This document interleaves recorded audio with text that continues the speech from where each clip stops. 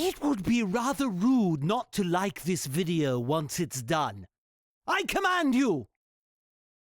Boy. I can't believe I'm going to say this. Maleficent is actually one of my favourite movies for 2014.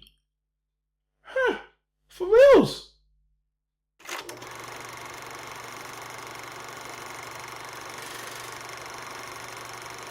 Okay, people. It's time for me to talk about this revisionist, retwisted, darker version of Sleeping Beauty, maybe? Maleficent? Maleficent, in a nutshell, takes place in the world of Sleeping Beauty.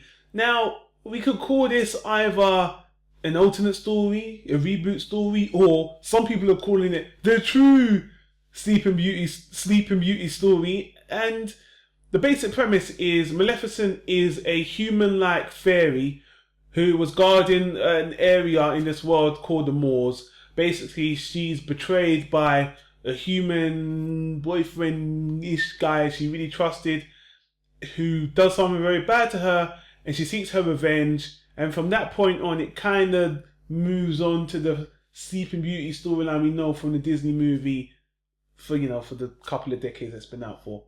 Now, I have to say, when this movie was being produced and the posters started coming out and information was being leaked about what the movie was about, I wasn't skeptical. I was just wondering that, really? Live action adaptation of a Maleficent being the protagonist? And then, I kind of thought to myself, I guess Disney are trying to cash in on these epic fantasy remakes like Snow White and the Huntsman, the Red Riding Hood, Jack and the Giant Slayer, whatever. I thought to myself, Disney are just throwing their hat in and they're going to do something. I wasn't really expecting an actual story. Honestly, I didn't know what to expect. Okay, I don't usually talk numbers because to me sometimes it's irrelevant. But of all the super blockbuster superhero movies coming out this year, this is actually, right now of the recording of this video, September 2014, it's actually one of the top 5 biggest budget selling movies, profitable selling movies of the year.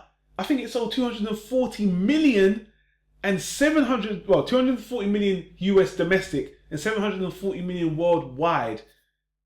I mean, like I said, I don't want to talk numbers too much, but that is mind-blowing and I can't believe it was so well received. It got positive reviews across the board and, I put this on my list to watch and I have to say, I'm very impressed. For me, the thing that makes this movie very enjoyable and why I like it is, I'll bring 3 points. The first one is, we're living in that anti-hero phase anyway. All our heroes are now trying to be anti-heroes. And when you look at something like Despicable Me, you've got that bad guy with a heart of gold. And that's what Maleficent, that's the line it treads as well. But for me, Despicable Me is not really doing that. The guy's not bad at all. Maleficent had something really bad happen to her. And she doesn't pretend to be angry. She doesn't pretend, there's no pretense. She is angry. She does bad things. And she, she's got dark tendencies. And the second thing is, it's got dark comedy. Not dark comedy for Disney. Where she's messing with these 3 fairies. She's a bit of a troublemaker. She's making all these snide comments. But it was funny.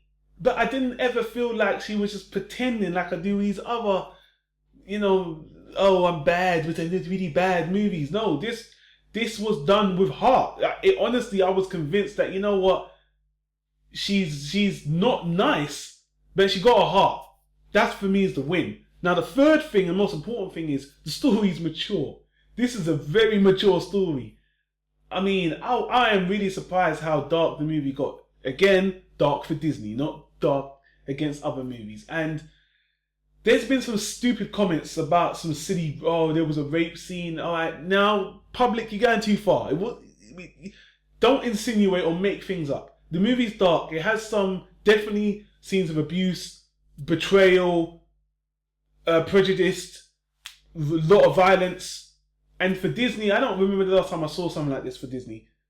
It's been a long time. So again, Disney gets props for breaking my expectations, stepping out of the circle, stepping out of the mold, and writing a story that I actually enjoyed. And actually, you know, I felt it compelled me emotionally a little bit. You know, I felt bad, and you know, that's what a Disney movie's meant to do. You know, and I when I look at this movie, I was enjoying it as an adult, but I could show this to my nephew, and I think he can enjoy it for the fantasy element, for all the visual spectacles, and might as well get to that now. The movie looks beautiful. This movie is really clean.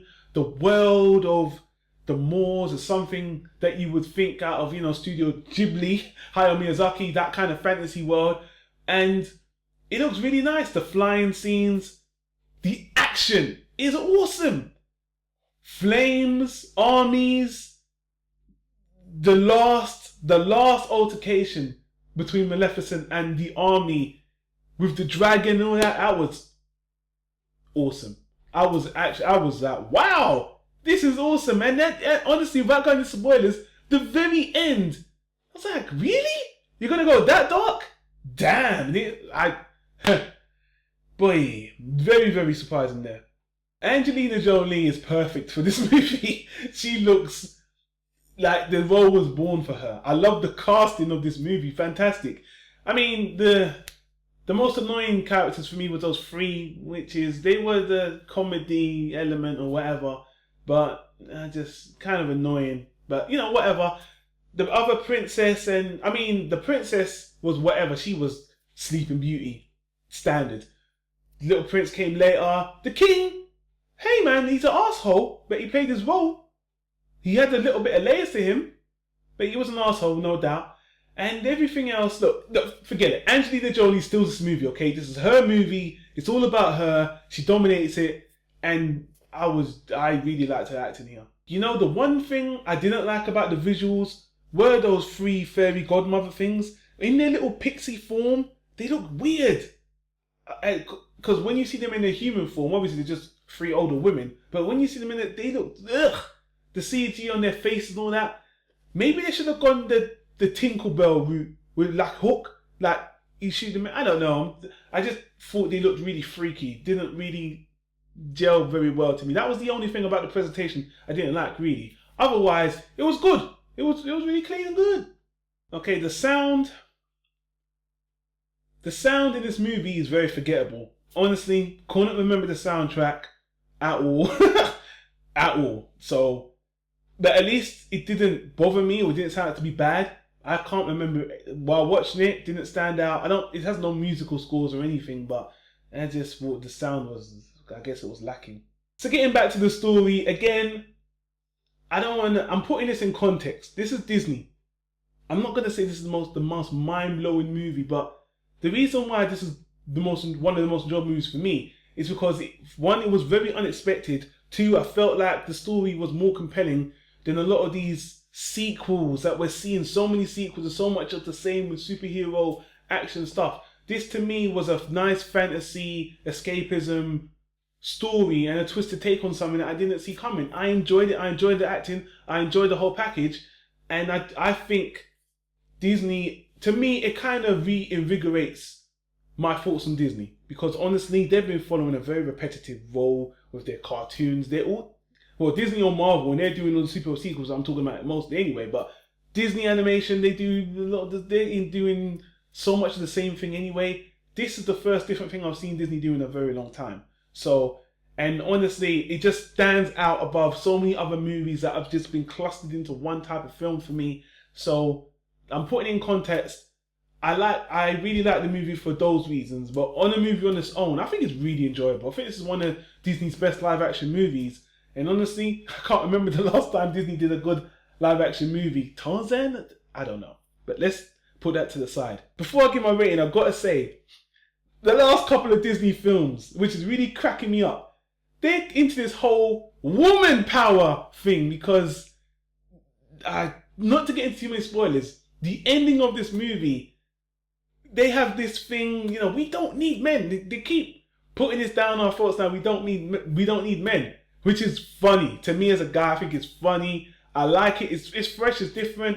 But one of the elements of Frozen, one of the very, very final elements in Frozen, they had it here as well. You know what I'm talking about. I'm trying not to get spoiled. I want to mention them. I'm not going to. I was like, really? it makes sense, and honestly, I like it because it's more updated. But again, I was like, okay, wow, you're really driving home this female feminist power thing, which is fine. But again, it's not so much about being feminist. It just makes the story more realistic on a whole. So I did like it for that. But Disney, you had that Arrow girl one, I can't remember. Then you had Frozen. Now you got this, and even Tangled. Women are doing for self. And before I give my, I have to say one more thing, people. If you like this, if you like revisionist stories of a Disney movie, there's one movie that I'm not going to review right now, but I highly recommend. I know I'm not going to say anything. Cinderella 3. No bullshit. That's all I'm saying. Later, one day I will review it when I've got a little bit more clout on the internet. That's all I'm saying. Anyway, back to Maleficent. It's a low first class. It's a low first class. It's high solid B, low first class, because it's really good for what it was. I think it delivered on everything it said it was going to do. And I think this is a better revisionist story for Sleeping Beauty. Sleeping Beauty on its own is a very bland, vague story. This is a much better.